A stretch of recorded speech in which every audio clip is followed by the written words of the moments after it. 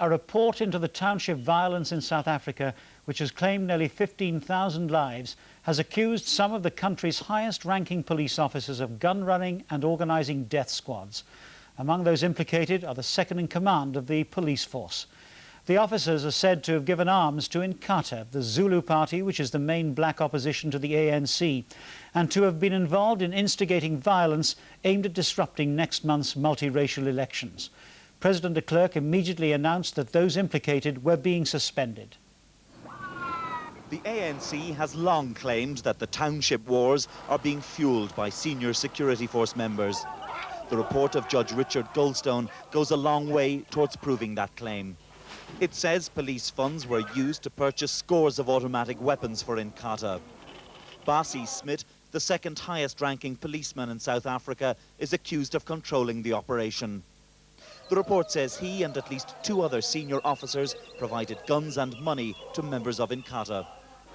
Several other policemen and former officers are accused of involvement in training hit squads and sending them on missions. This man, Inkatha's leader in the Transvaal, Themba Khoza, is said to have been the key link with the Zulu-based organisation.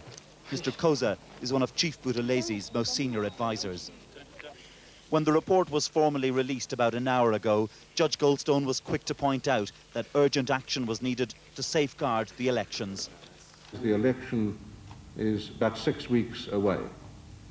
Having regard to the nature of the allegations and having regard to the identity of the persons who have been implicated, it was in the public interest to make the facts referred to in the report known without any further delay.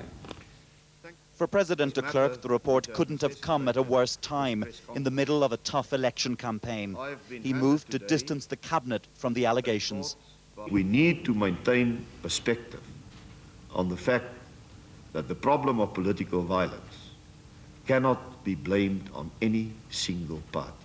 Although President de Klerk stresses that these cases must still be investigated and proved, it would be hard to imagine a more damning indictment of the police force. The key question now is what, if anything, the cabinet knew about what was going on. And even if the government does successfully plead ignorance, President de Klerk will still have to answer how the second most important police officer in the country was able to run a private war without being detected by the state. Fergal Keane, BBC News, Johannesburg. To destabilise the townships. The police unit is said to have manufactured weapons and smuggled others across the border from Mozambique. They cleaned them with acid to remove the serial numbers before allegedly handing them to senior officials of Inkatha. President de Klerk angrily rejected suggestions his government had been involved in the activities. There's no suggestion in this report that we have known about this or that we should have known about. There's no suggestion of negligence on the side of the government.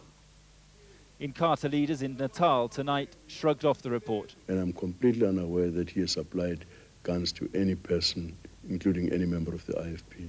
And I'm just as surprised as anyone else about the allegations because I'm not aware which members of the IFP were supplying with guns. The shocking allegations come as political tensions here continue to rise. Today, thousands of Inkatha supporters heard their revered king call on them to unite and defend the Zulu nation. This report is certain to plunge South Africa into fresh political turmoil. It undermines the police at a volatile time here, and it discredits the Inkatha party, the last major power still threatening to boycott these historic elections. Mark Austin, News at 10, Pretoria.